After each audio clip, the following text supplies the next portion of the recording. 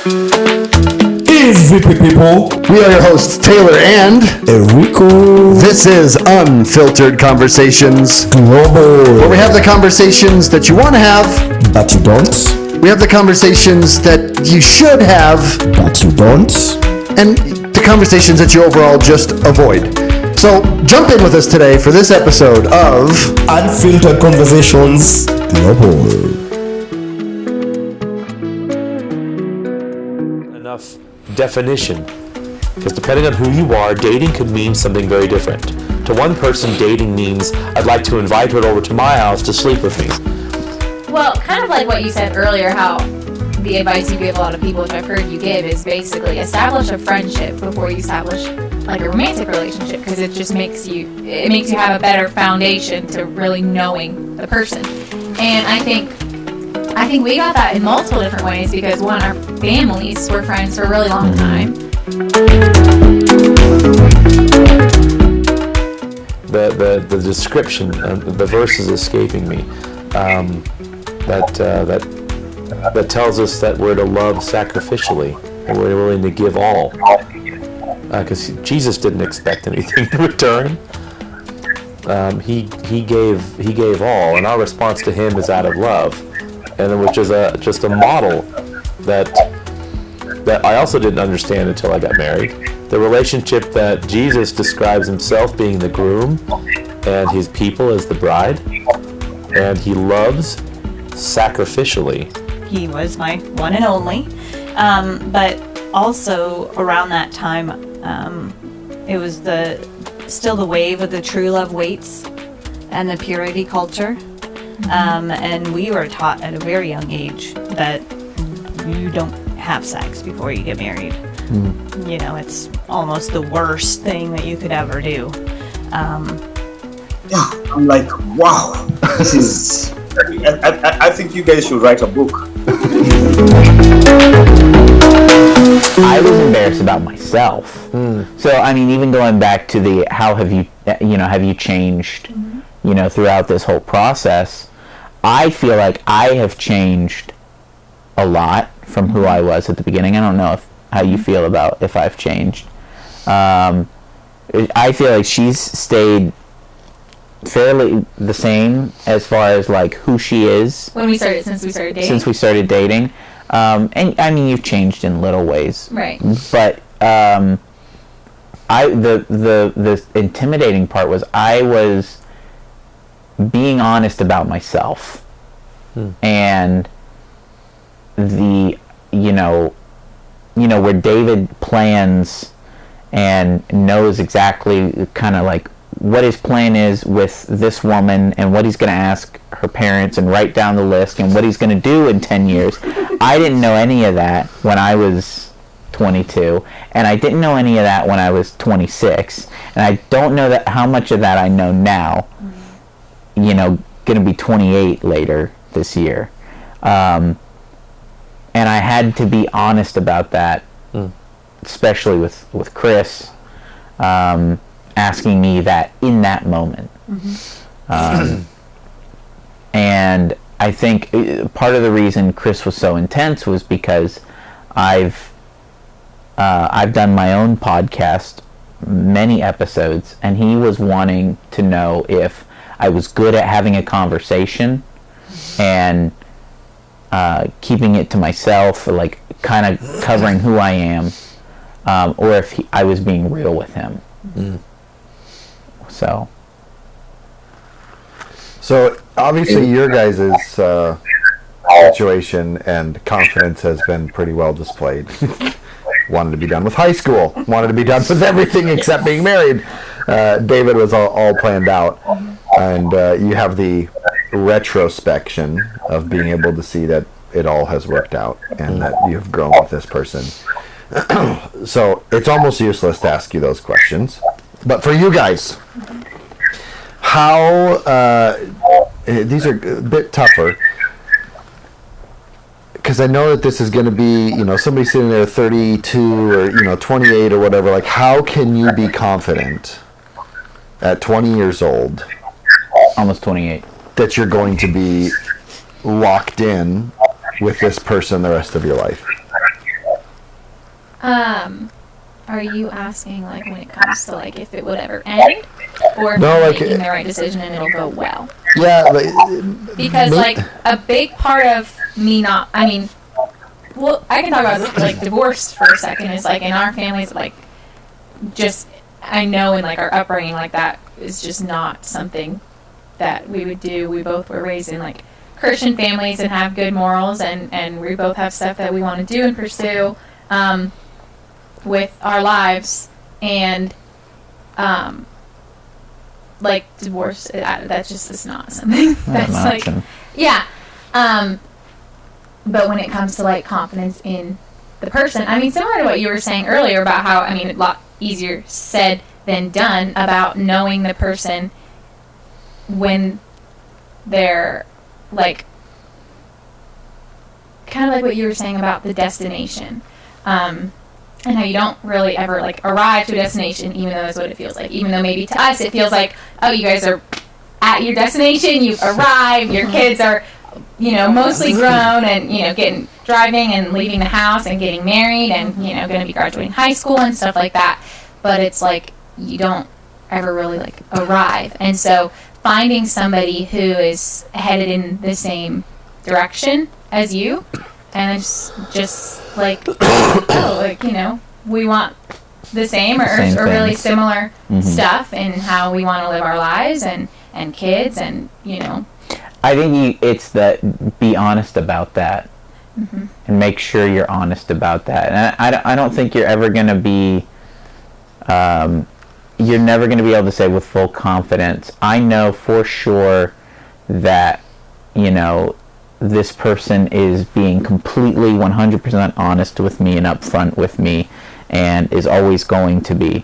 But you pray and you trust God that what they're telling you is them being honest, and what they're trying to do is in telling you who they are and their faults and their dreams and their hopes is real. Yeah, and I remember hearing on a podcast about somebody in a relationship, and they were talking about, they got to the point in their relationship where they said they prayed the prayer, which is basically like, God, if it's not your will, then I don't want it, and so take it away. And I remember hearing that and being like, I'm not doing that. Don't want to do that. And then shortly afterwards, I was like, I should probably do that. Probably pray that prayer. Yeah. I prayed that prayer. And I did, and it was, I mean, I did multiple times, because in my, it's always been at like the forefront of my mind is like, if it's not your will, then I don't want it. And so I want what he wants, and if I feel like it's not something that he wants, then I don't want it either, even when it comes. Yeah, that was my conversation with God on driving to propose to my wife. Yeah. That she'd just, that if this is not what God wanted, that she'd just say no. And be like, okay, well, it's time to walk away from that. People Yeah, I like, told God, I said, God, if it's not what you want, then he has to break it off, because I'm not doing it. Yeah, I think I said something similar. Yeah, but I think I've learned, one of the biggest lessons I've learned, which I told somebody very, very recently, is that when it comes to especially relationships, but I had examples in other parts of my life, God gives us wisdom. He gives us his word. He gives us like mentors and advisors to help us make decisions. And so we can't always just pray, Lord, let me know exactly what I'm supposed to do, who I'm going to be with, and it's just going to appear in my mind. He gives us knowledge and he gives us wisdom, and I think he lets us make choices. So we have to make the choice.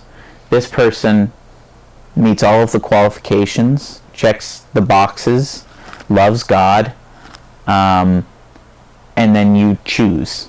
You choose this person. Which essentially that is something that like blew my mind whenever I heard it. I think I heard it on a podcast, actually.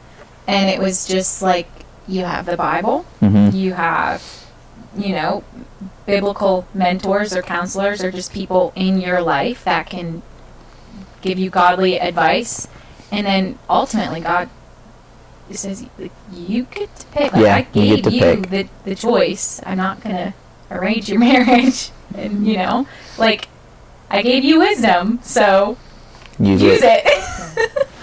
There's some advice that I've heard multiple times from different marriage counseling curriculums, and I heard it in our marriage counseling, and it didn't become real until you live a few years of marriage and understand that you can fall in love with someone and get married and be a long way from understanding the flexibility that your life needs to have to stay married. Because marriage is easy to start. It's not easy to maintain. Mm-hmm. Because as you guys described, you have goals.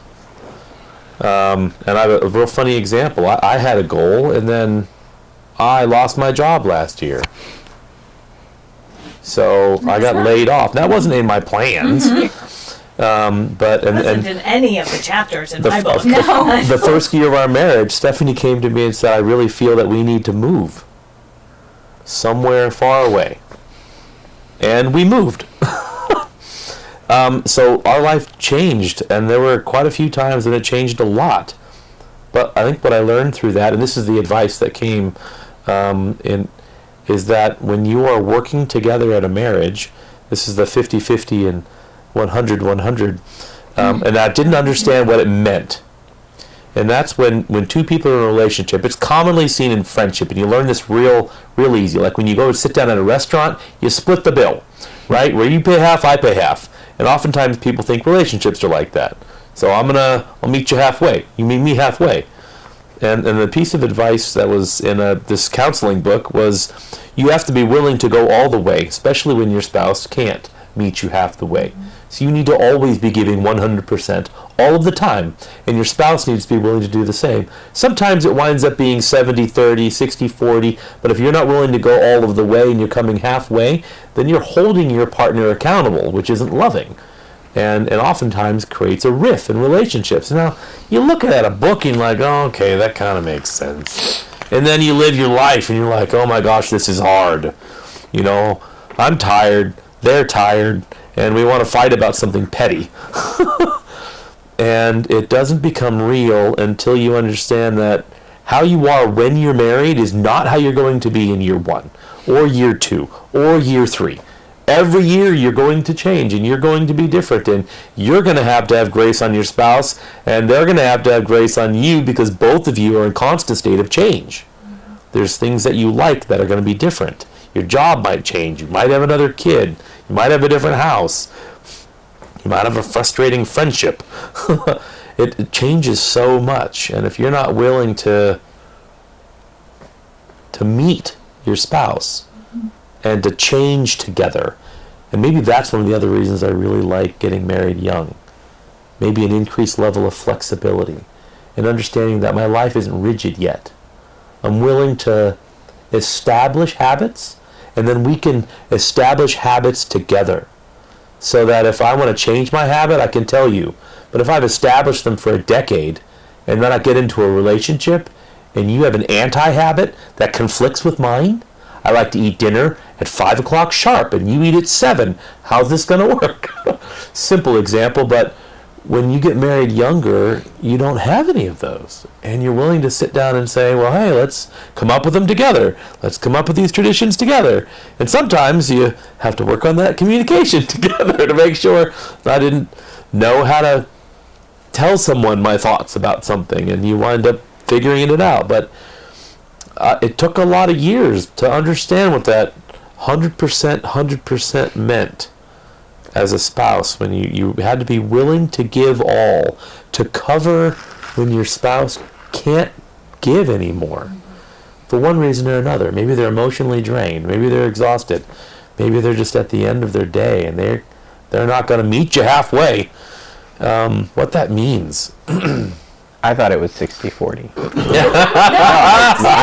I lived by that. I was like, as a relationship, if I give 60%, which is more, 50. it's way more than, like, you know, more than half.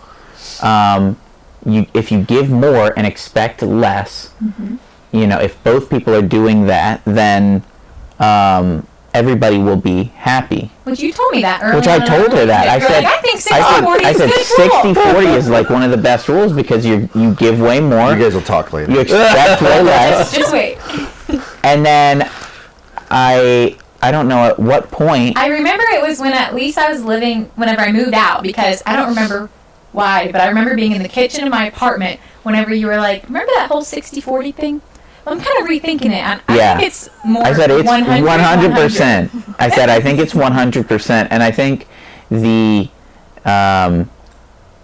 expectation of something shouldn't be there. It should just be give 100%. All of the time. Now, all the time. just so we're clear, I didn't tell him this. Right. No, Which is so this funny was something that you brought it up just now. because the way you said it is exactly how Yeah. I processed And it wasn't in your marriage It counseling? wasn't in marriage Okay. counseling. It was something I think I came to. I don't know I know, you if just we. brought You it can tell up they're all the time. Reformed. They're so against mentioning the Holy Spirit's influence. Oh no here. no no! Oh no! You have the Bible and people around you. No, no, it was absolutely the Holy Spirit because we had like an argument or something previously. It probably would have been like a week previously. Was it the one about whenever we were moving? No. Okay. And I had realized my behavior was, I was still just trying to give 60%. I was like, why am I giving so much, but also expecting? I'm still expecting something. I should just be giving 100%, and not be expecting anything.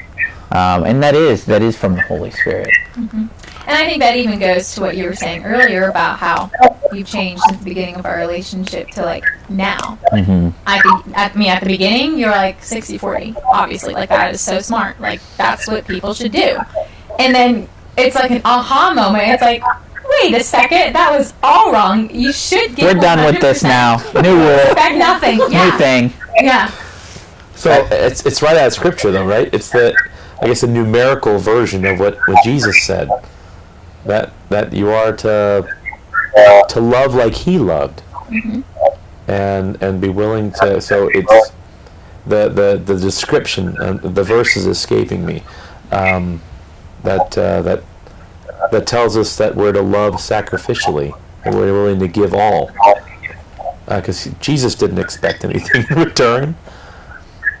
He gave all, and our response to Him is out of love, and which is just a model that I also didn't understand until I got married. The relationship that Jesus describes Himself being the groom, and His people as the bride, and He loves sacrificially, and He longs to be loved in return, but it's not demanded. He wants to be loved.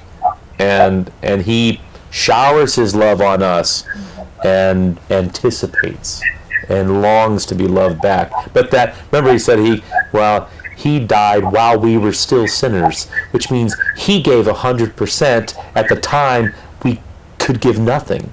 We were negative. Yes. 100% negative 85. And that our relationship in marriage is supposed to reflect that. We're supposed to love our wives sacrificially, like Christ loved the church. That's the verse.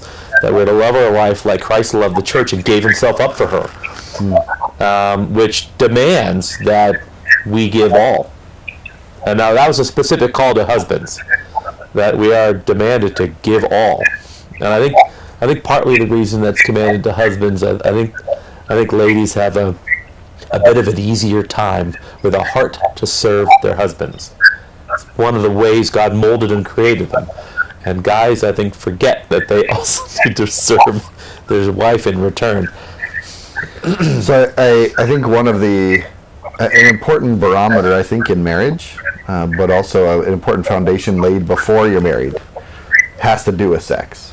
And so you guys, how much of the boundaries that you guys set before you were married would you say contributed to the health of your marriage, especially in your early years?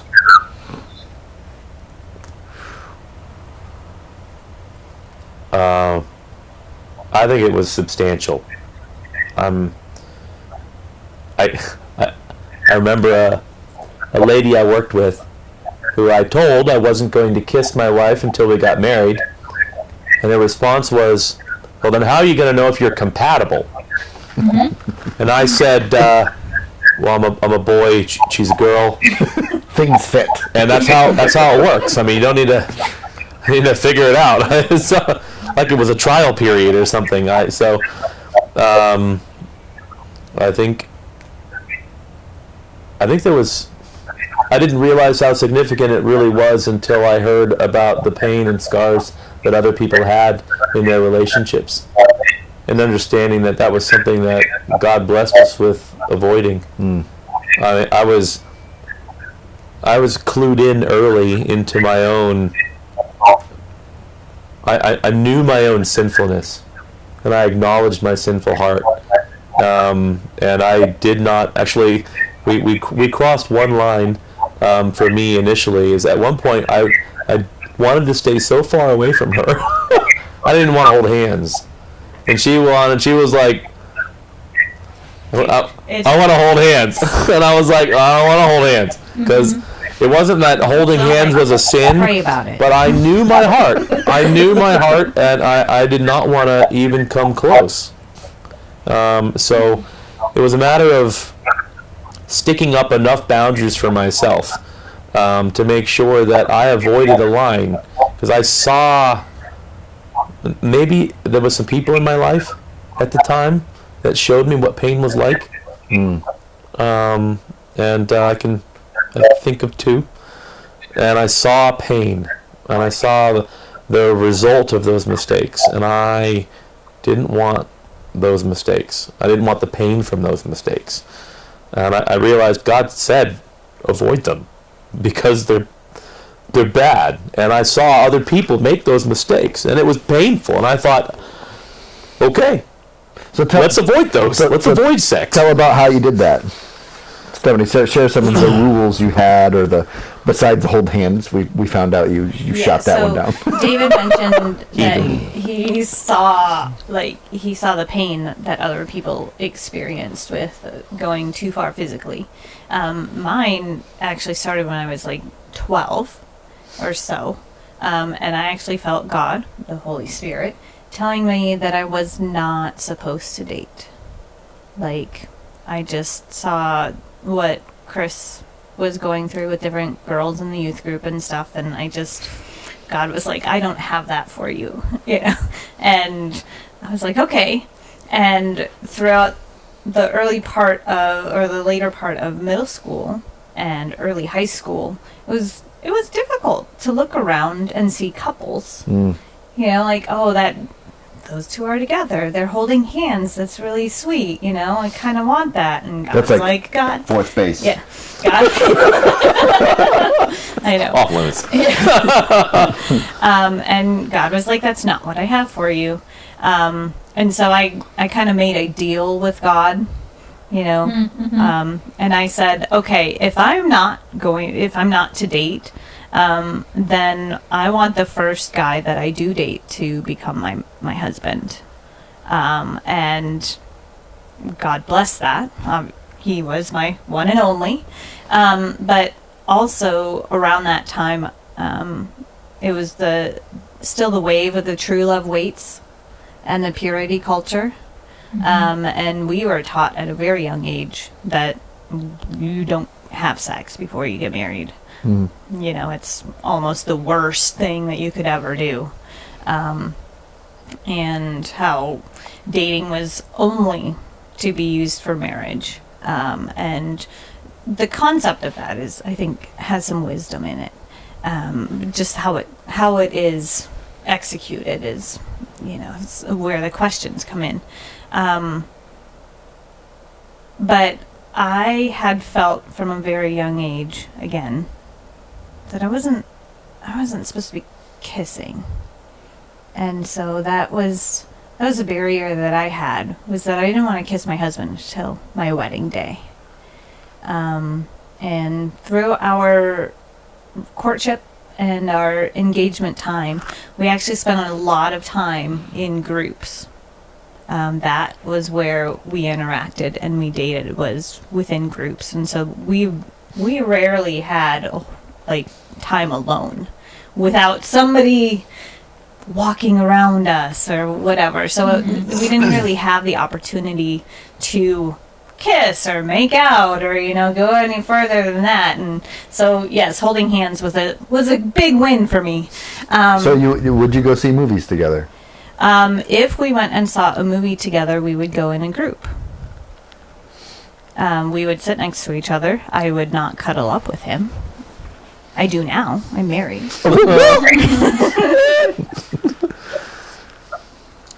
Okay, so like some of the other rules, some of the other ways that you were able to guard that, because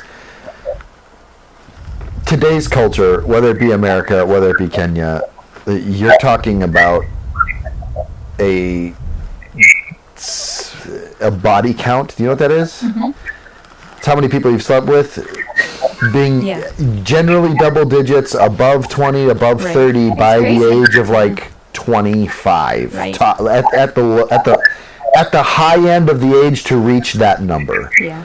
So you're going to get people that are watching this are just going to be like, what? So you guys were virgins when you got married. Yes. Mind blown. Internet shuts down. Okay, now that we're back, now that we've got you back, these are rules that you guys rigidly obeyed, rigidly set yourself. Also, that your parents are not going to let you. Oh yeah, just you guys go in our guest room. Yeah. Like, so you have other people supporting them, but ultimately it is you two who are setting these rules and holding ourselves, them. Yes. Because you want that goal. Yeah. What are some of the rules that you knew? If we break this one, I know it's a slippery slope.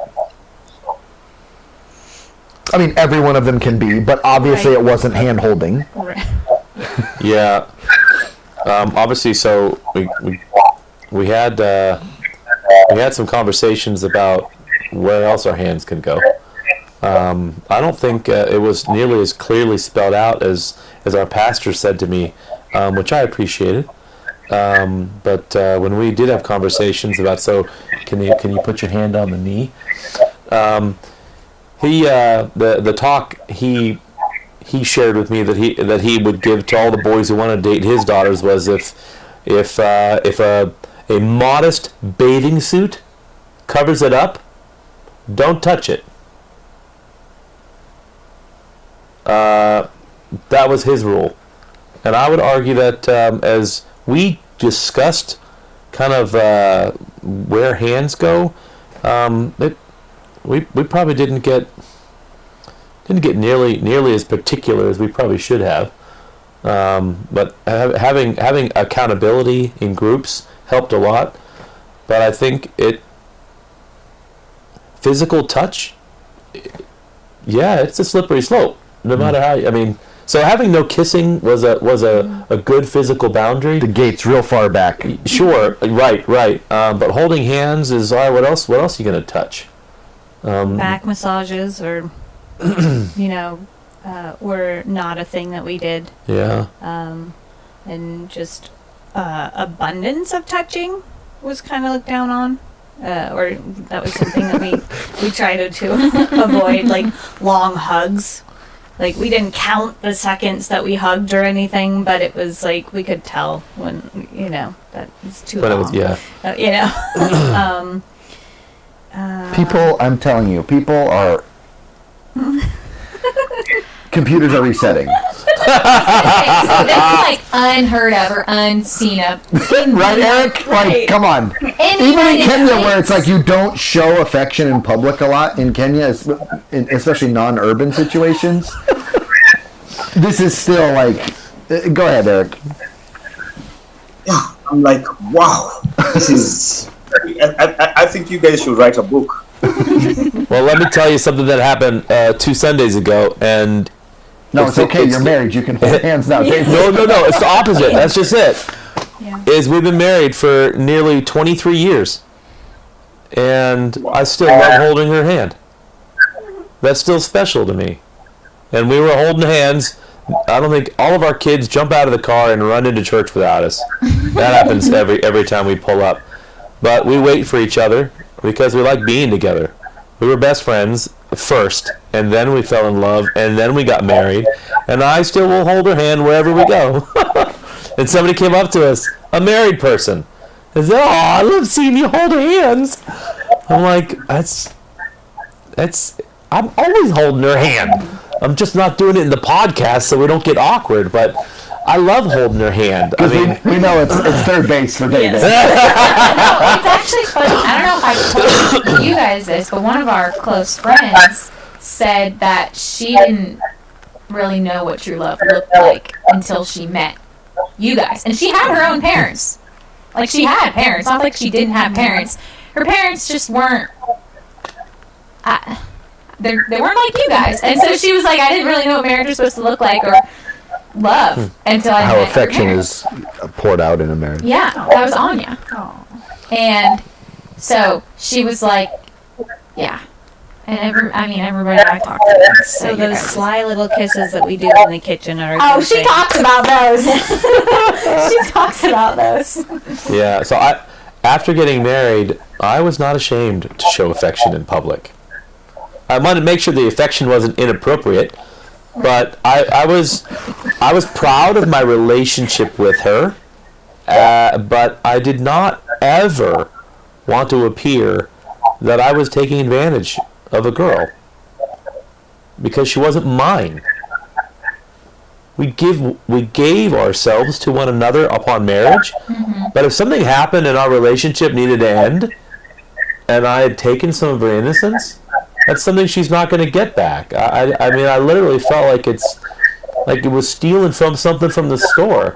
And I don't know if if you've just ever stolen something before, but there's guilt that follows you. And sometimes there's some exhilaration, maybe comparable to sex when you steal something and you make it out and you're not caught, but then that guilt doesn't go away for a long, long time. And I guess I've felt that kind of guilt before. I know what it's like, and I just didn't want to touch it. I just didn't. But it makes the fact that I earned it honestly that all the more valuable, because it's like the well-earned prize. I didn't cheat. I didn't steal anything, and I didn't mess up through the process, but it's made it all the more sweet, let's put it that way. And that's, yeah, I don't know, like I said, my only experience of seeing it from the other side is when someone else shares their story with me. And every time when they made a mistake, if they had gone back, they wish they'd done it another way. Somebody said to me, if you could go back, do you think you'd want to kiss before you got married? I said no. Because that would have crossed a personal boundary that I set up. And I wanted to be true to myself. And she had the same conviction. So, yeah, not that we're going around telling other people, don't kiss, you're not married. That's bad. Because we've had people ask us that. Are you trying to advocate for nobody kissing before marriage? No, we're not. We're just, I guess what you could say, we're advocating, if you don't have a line, then you're going to cross a non-existent line. What are your odds of going farther than you wanted to go if you never drew one? Now, sure, people might draw a line and still cross it, but if you draw a line, then you know you're crossing it when you are. Which that's something you and sometimes you can safely pull back and realize you noticed and something's wrong. That happened to me in the relationship before Stephanie. I drew a no kissing line, and I had one real relationship before Stephanie, and we kissed. And I knew at that point that I'd crossed a line, and I pulled back real quick from that relationship and said, you know what? Crossed a line here. We need to back off. And let's be friends conversation came up after that. And I realized that I crossed a boundary. The relationship had gone outside of growing and gone into infatuation. And I was no longer able to keep that conversation, keep that relationship in a healthy way. And as soon as I asked to be back off to friendship, it just spiraled out. And similar to the relationship you were talking about, I realized that was That's not it. That was not it. Yeah, I learned that if you cross the boundary that you set up, it hurts. And you learn something from it. Thankfully, I set the boundary kind of tight, so crossing it, I was able to recognize it real quick. So we've always advocated people set a boundary, set one, agree to it, talk, and make sure that both of you know where the boundary's set. What you got, Eric? Yeah, I'm just wondering, before I ask Taylor and the Gen Z in the house, is it because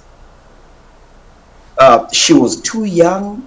Because like I'm trying to imagine when you get attracted to someone, like every nerve of your body is like reacting towards that person. When you get closer to that person, it's like every tiny hair on your little body, everything stands when you're closer to that person.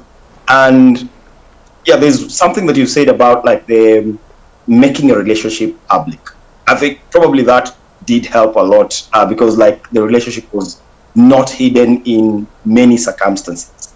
But like I'm trying to think, like I want to hear like from the Gen Z in the house, like what their perspective around that, because like probably we'll say how you guys were really grounded well, but like, and then like I can think she was 17 years old, you'll be like, okay, she's still a kid and something like that. But like now I'm looking at Taylor, and Taylor who's dated multiple, no, it sounds bad, dated some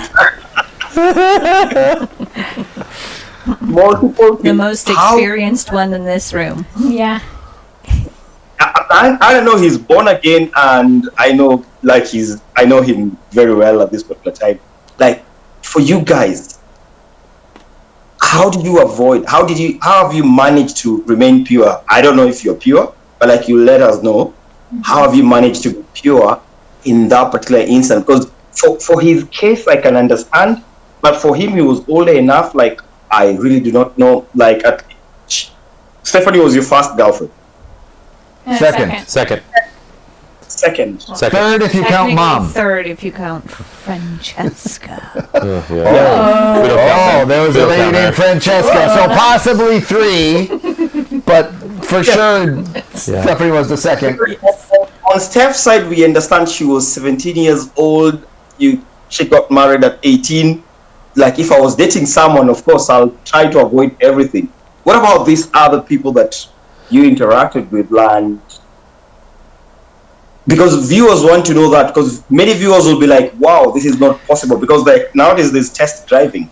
Yeah, so I think actually it has nothing to do with the age at all. Yes. Like I'm answering for them, but it has nothing to do with the age. It is a standard that I don't want to enter into these activities until I'm married.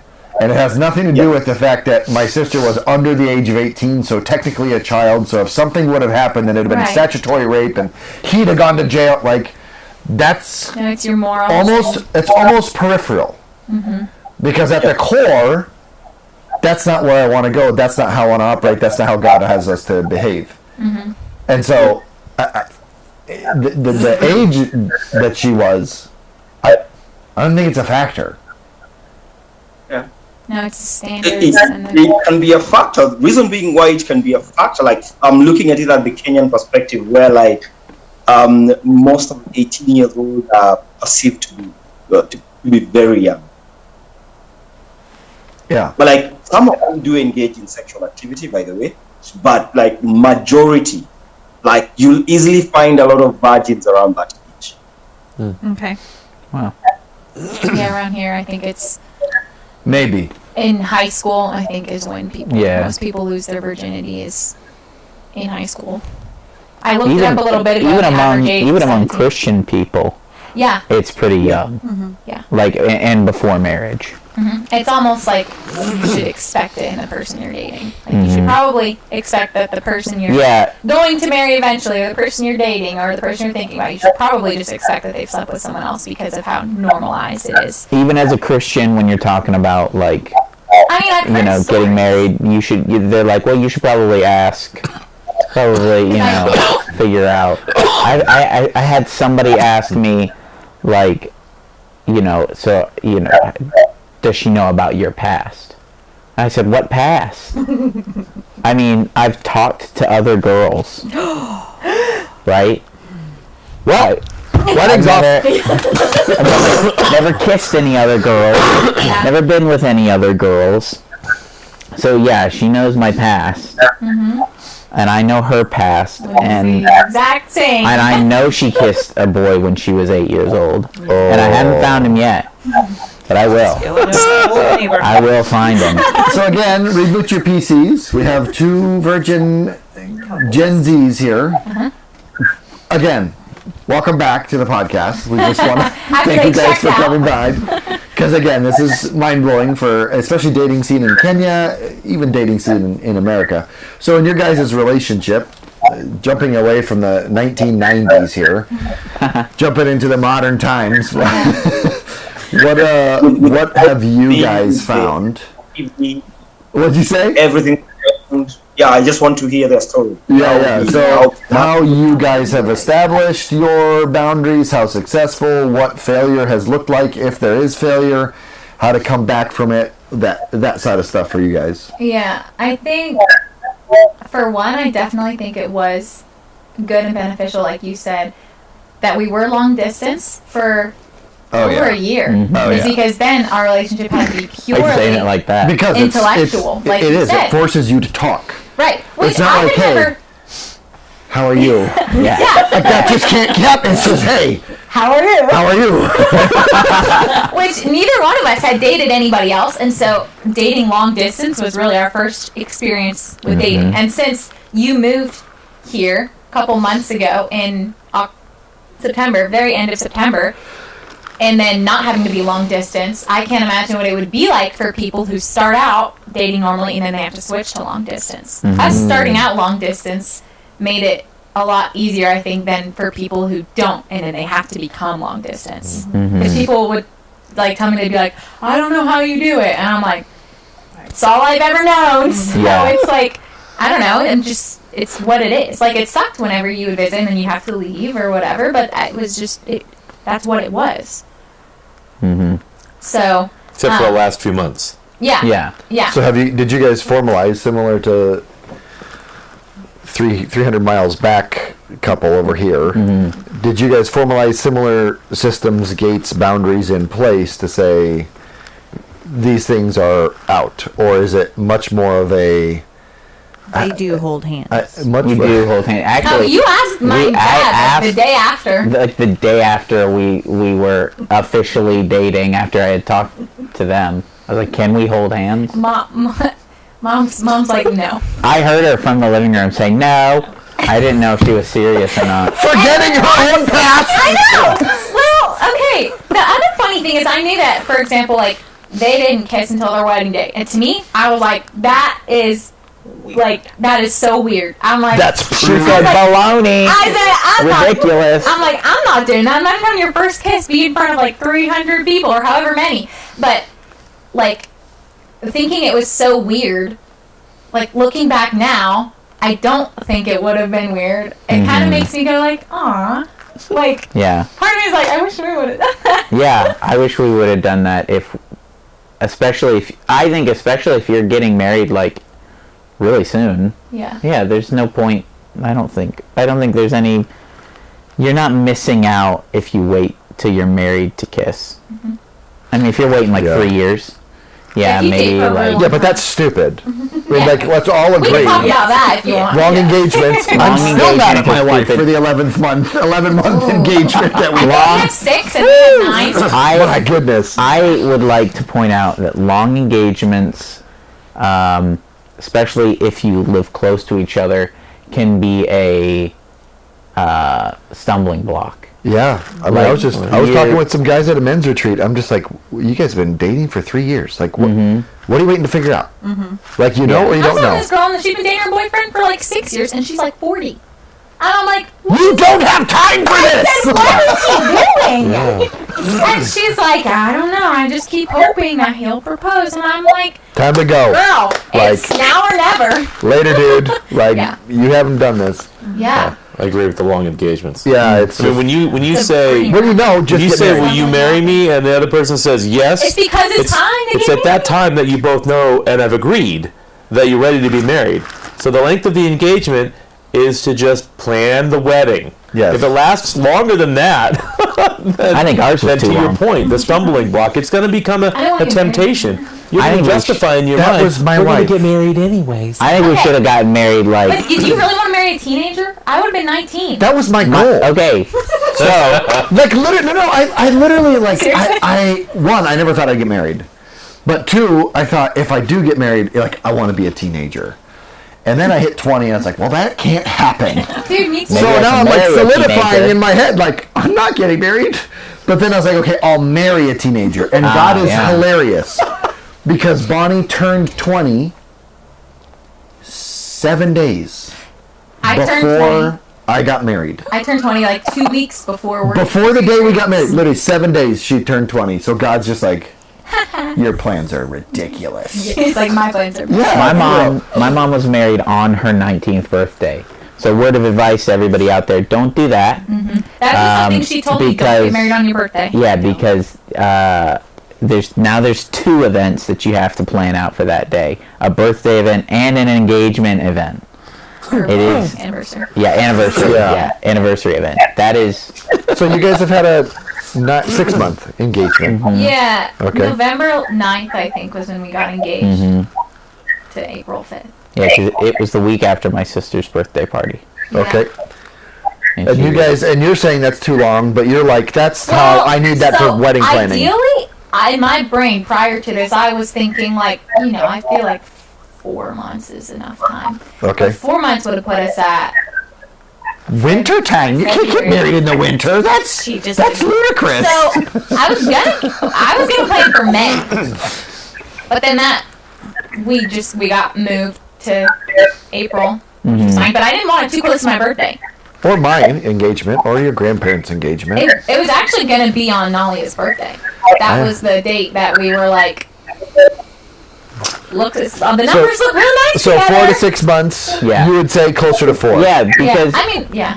also the getting engaged portion, I think changes the relationship.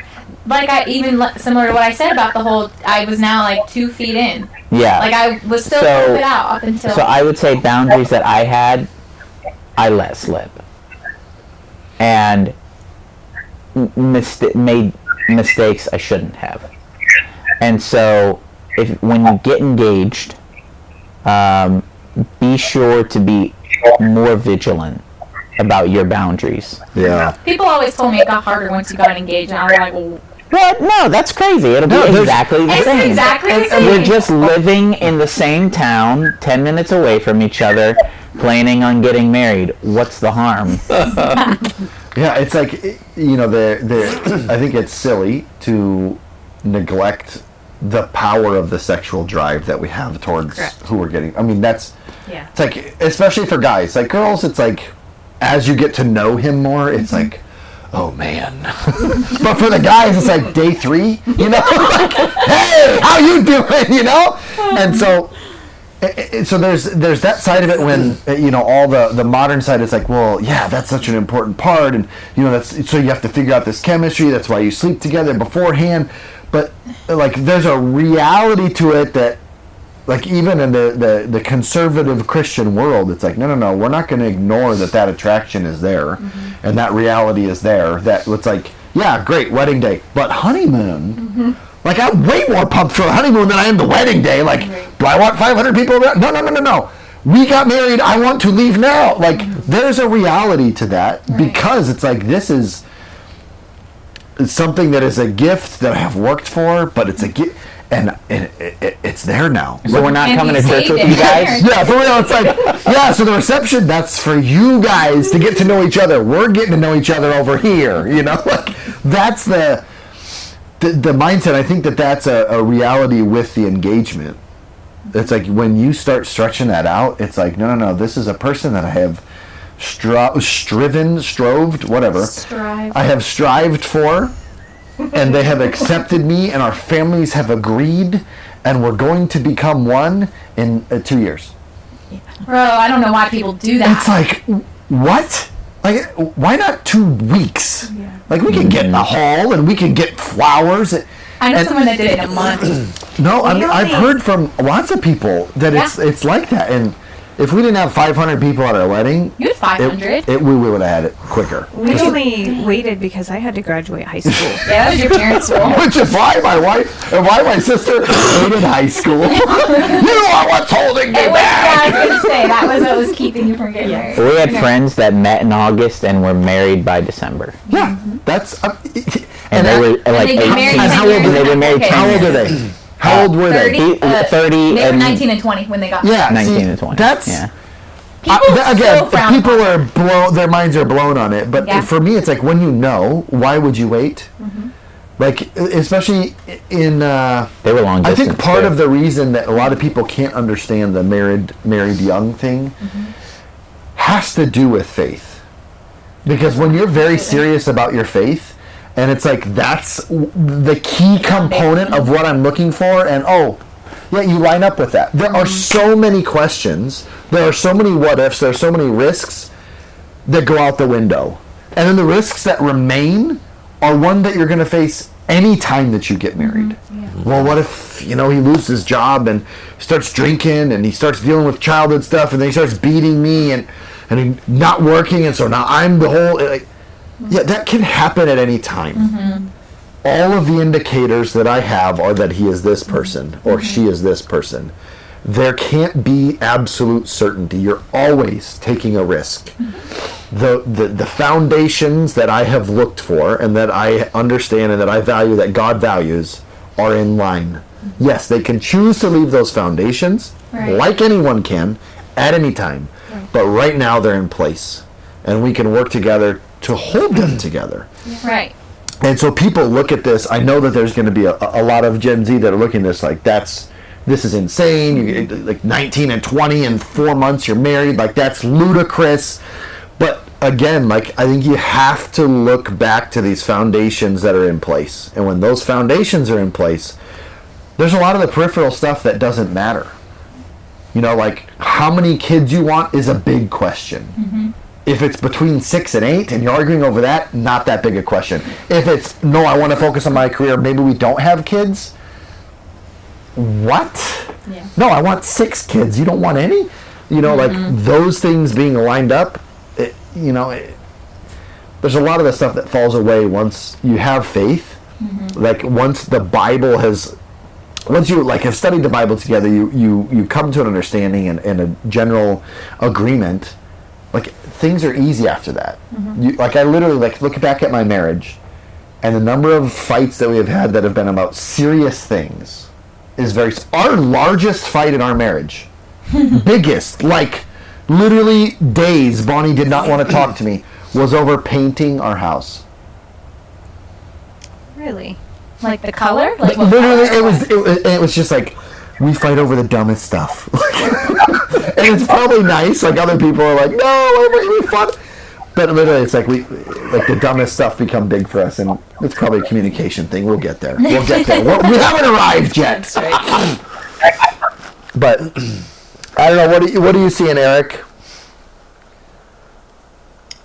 You guys have said quite a lot of things. I think, very ideal in a Christian setting that is supposed to be like that. And you're very right with the duration of dating.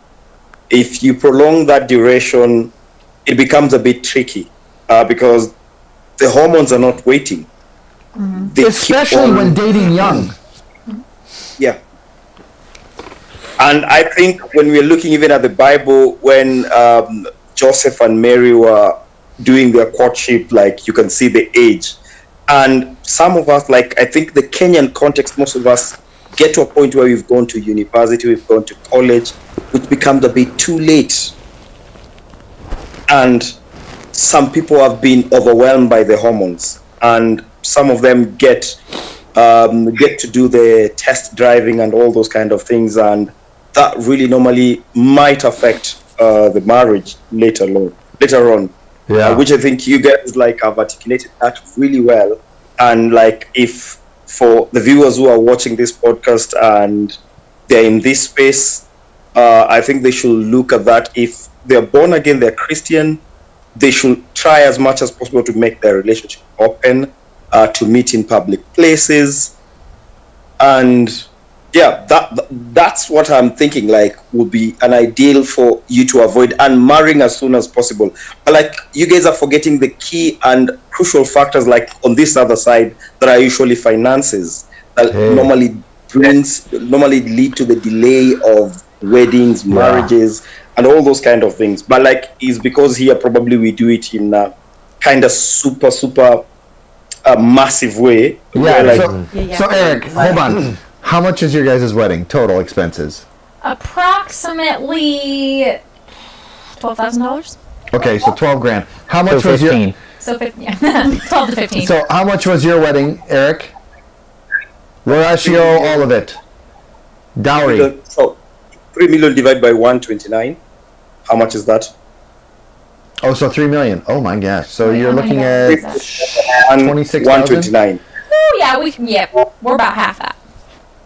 But We're 130 people. that is the average in America. Is about 50. I was gonna say 30 to 50. Yeah, I think 30 to 50. About is 30 to average. 50 is the average in America. So What? I'm Yeah. not kidding. If you're doing it for less than that, you're doing good. I'm a part of these like wedding resale groups and stuff. And people are like, "How much are you spending on florals?" And they're like, $10,000, or like just like these crazy dollar amounts. And I'm like, "What?" Like, I thought our venue was expensive. Venue And like was people's expensive. venues are like freaking so expensive. Food Yeah, true. per person. It's disgusting. How much per person? Okay, for us, so including tax and gratuity, at our wedding, the food cost per person is about $23. That is cheap. That is like the cheapest That's paper insane! ever. Like, hey, let's go to Outback. Normally, it's- everybody can get an amazing steak. Right. What? 23? Normally, That's wow. so the other venue we were looking at. I'm not insulting you by saying that. I'm No, just like, the other venue that we were looking at, because I really liked it, because the venue cost wasn't super expensive. It was because they make all their money on the food. Because the cost, including tax and gratuities, was probably like $35 a person, dude, you better be coming And out with the caviar thing and a is- pearl I get to take home. right? So let's talk real briefly about, I guess, the culture around the money and what happened. Because I don't know how you said money was one of the things that might delay a wedding or huge. planning. It's huge. Like to afford So- a wedding, or to like. So Yes. this was the fun part where Sayla says she's a lot like me, and she's like this.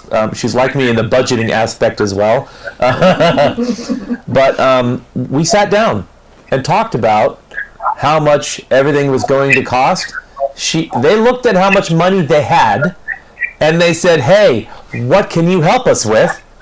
And they actually planned the wedding based on that, and how many people could come based on what they could afford, which meant they had to take a lot of people off the list because too many people, too much money. Yeah, and we are not going into debt for the wedding. So that was We a will decision. have money left That was over. a decision to make. So I guess it's important to know that was a decision based on what was available.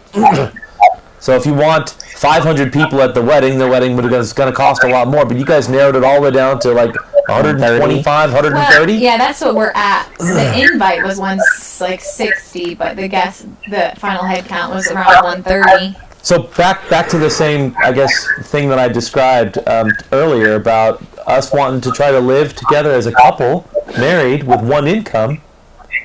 We chose to live like that. We chose to not live the way our parents were living because they'd been married for 25 years, but to live like two young people who didn't have a lot of money. We moved into a very small place that we could afford. We didn't buy expensive food. We didn't eat out at restaurants a lot. I worked a couple jobs, a night And job and a first- day job. And I mean, I guess, and similarly to what you guys are doing, I guess it's that being wise with what you have. You want to get married, so how can we find a way to make that happen? And you made some decisions. We don't want to go into debt because debt's going to put an undue burden on a marriage. And actually, money is one of the number one reasons that causes divorce. So I'm glad. I guess we're just hashing through people that set themselves up for marriage failure are missing some of these pieces. They have sex before they're married, so they start Live together. Yeah, Statistically, live it together. just kills your chances of marriage. which is completely going to reduce the urgency to actually having a wedding. So marriage gets put off because you never want to pay for it because you're living like two people who are married already. And there's a lot of horrible statistics that talk about the success and failures of marriages that start with Which living I had a together. friend advise. He's like, my biggest piece of advice is that you live together before you get married. And I was like, you're insane. You know, yeah, that's like when a friend says that, it's like, hey, How'd that work out for you? I get a log that friend's advice level. Yeah. I mean, he seems to be doing all right, but you hope that it stays like that. But even with like the money thing, when it came to where we were going to live afterwards, Yeah. because for a while we were just planning on renting a house, for however long until we bought a house. Because the apartment that you live in now is a studio apartment. And Very small. Yeah, very small. It's like one room, and then a bathroom. And a kitchen. But one room. bedroom and kitchen. And Bedroom, living room, kitchen, one room, And bathroom, separate room. Yeah, basically. Yeah, and then and I did not want to live there. I have a dog, and that would have been too tight.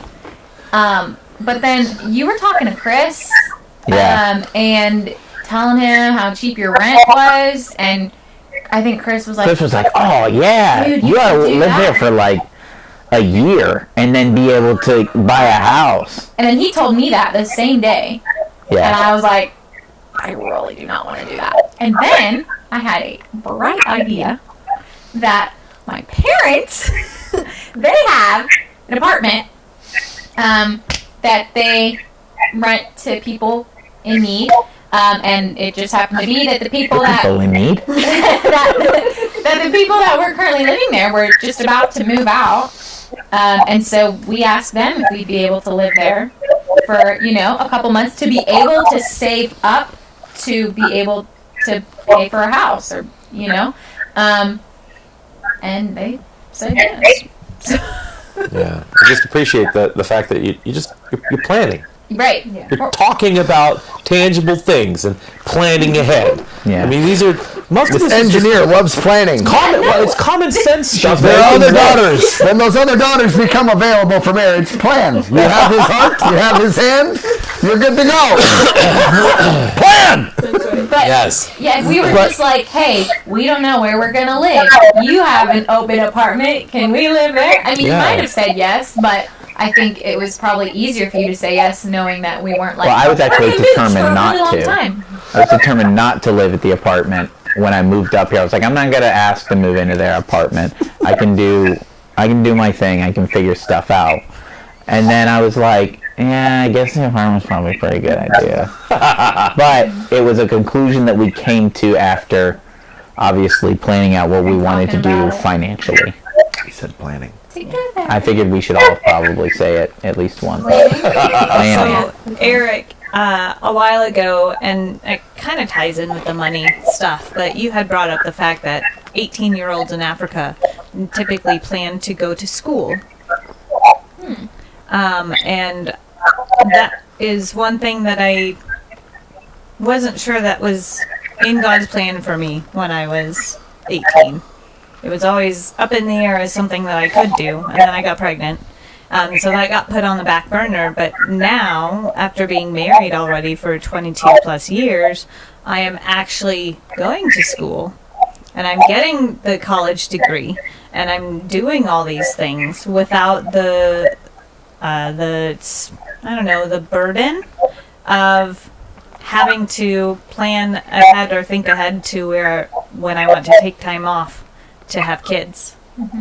And so my life is flipped from those typical African ladies who, get their education beforehand and then get married and maybe, want to have kids then and With then typical have to, American women as well. yes, that's true.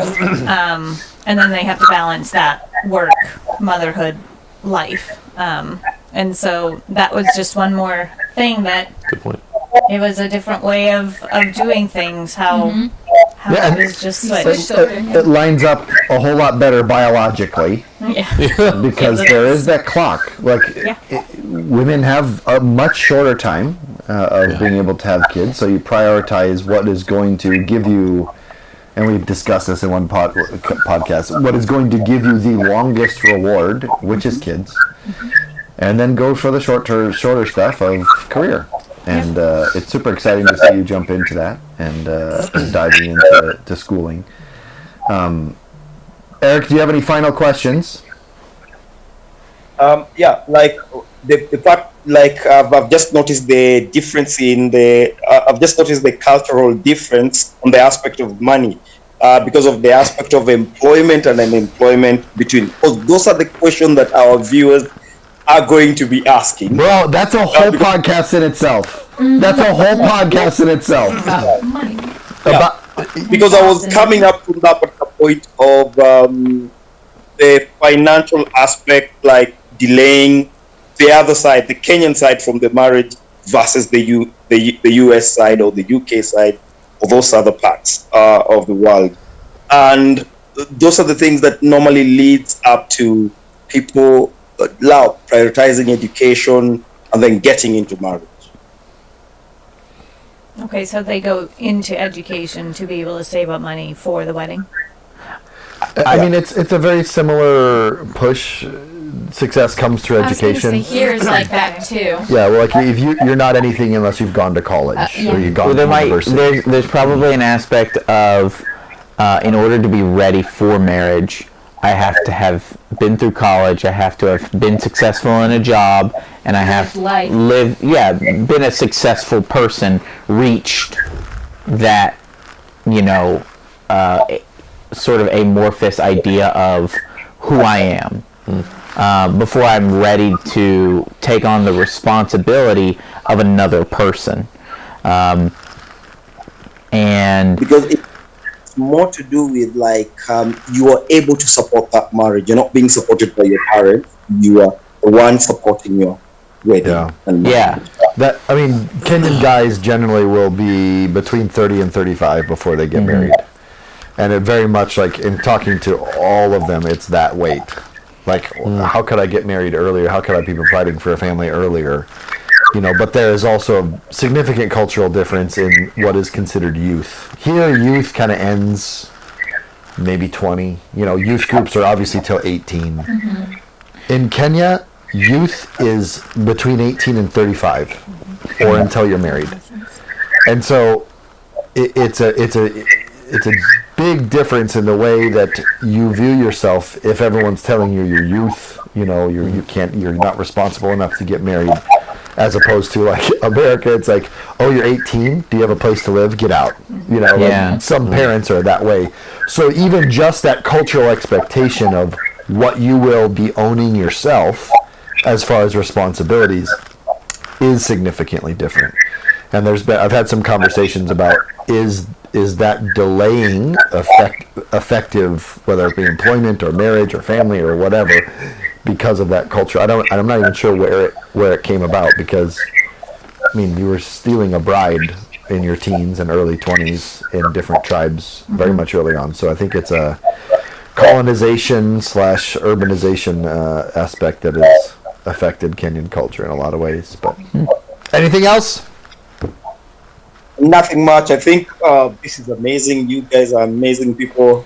The conversations have been real, and I think we need to do another one with them about the difference. Now, the other podcast we're talking about, like about the difference in culture, employability, and lack of employability. Like the rate on the other side. Like when I was asking you the question about like the Western and the Kenya, at least for me, I've had opportunity to be in the West.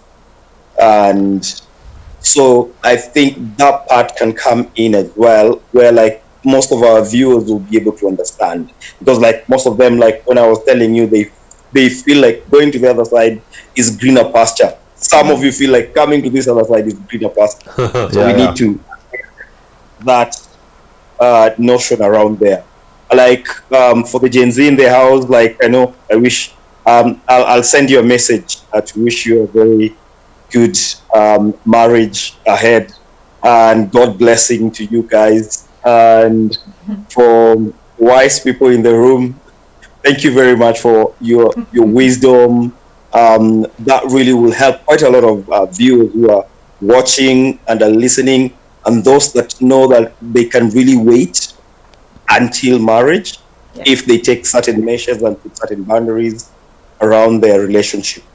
So other than that, that was my parting shot. Yeah, so I mean, we've discussed a lot today on today's episode. Obviously, we want to thank David and Stephanie and Selah and Wyatt for being here. One of the things that I think is easily tossed out with the whole sex before marriage thing. You know, people talk about getting test driving, or you know, being able to sample the goods and see if it's something you want.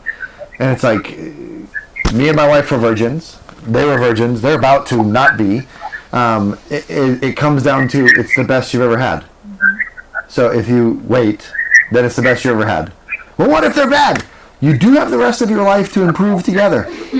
Like, literally, I mean, there's very practical answers of like, why would you wait? Well, it'll be the best you ever. Like, these are simple and straightforward answers. So if you're worried about all that stuff, just understand that there's very simple answers on why you would do that and how practically that would look and how it progressively gets better. This next time we have this conversation with these guys will be in Kenya. They'll come to Kenya and we'll have this conversation with some lions or some giraffe in the background or something. Want to thank you guys for coming on. I know that a lot of Gen Zs, your mind has been blown repeatedly with the stuff that has been said here, but hopefully it expands horizons and thinking, as opposed to just the media that we're fed and the entertainment that we have trying to dictate our behavior. That you can see a better way that actually leads to quite a happy life. People could, you're gonna be stuck with a person, and it's like, you're not seeing that a lot. And so that lie can be parroted, but it's just a parrot repeating something. It's not actual truth. So dive in to talk to people. Let us know in the comments if you guys have some burning questions that you'd like to have us answer on another episode, or different topics you want. I think Eric has a special thing that we do in thanking you guys for coming out. And we'll see you guys next time on UCG. Bye, guys. See you.